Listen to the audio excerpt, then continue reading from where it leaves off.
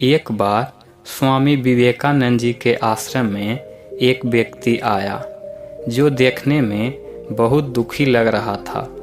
वह व्यक्ति आते ही स्वामी जी के चरणों में गिर पड़ा और बोला, महाराज, मैं अपने जीवन से बहुत दुखी हूँ। मैं अपने दैनिक जीवन में बहुत मेहनत करता हूँ, काफ़ी लगन से भी काम करता हूँ, लेकिन कभी भी सफल नहीं हो पाया। भगवान ने मुझे ऐसा नसीब क्यों दिया है कि मैं पढ़ा लिखा और मेहनती होते हुए भी कभी कामयाब नहीं हो पाया हूँ। स्वामी जी उस व्यक्ति की परेशानी को पल भर में ही समझ गए। उन दिनों स्वामी जी के पास एक छोटा सा पालतू कुत्ता था। उन्होंने उस व्यक्ति से कहा, तुम कुछ दूर जरा मेरे कुत्ते को सैर करा लाओ, फिर मैं तुम्हारे सवाल का जवाब दूंगा। आदमी ने बड़े आश्चर्य से स्वामी जी की ओर देखा और फिर कुत्ते को लेकर कुछ दूर निकल पड़ा। काफ़ी देर तक अच्छी खासी सैर कराकर जब वह व्यक्ति वापस स्वामी जी के पास पहुंचा तो स्वामी जी ने देखा कि उस व्यक्ति का चेहरा अभी भी चमक रहा था, जबकि कुत्ता हाँफ रहा था और बहुत थका हुआ लग रहा था।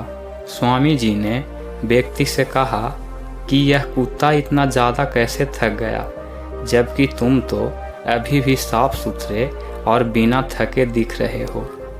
तो व्यक्ति ने कहा, मैं तो सीधा साधा अपने रास्ते पर चल रहा था, लेकिन यह कुत्ता गली के सारे कुत्तों के पीछे भाग रहा था और लड़कर फिर वापस मेरे पास आ जाता था।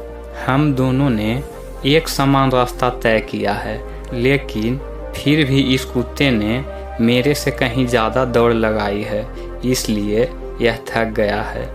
स्वामी जी ने मुस्कुरा कर कहा, यही तुम्हारे सभी प्रश्नों का जवाब है।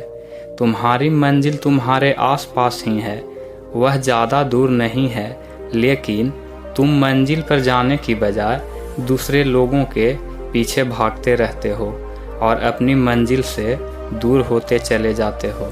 यही बात लगभग हम सब पर लागू होती है।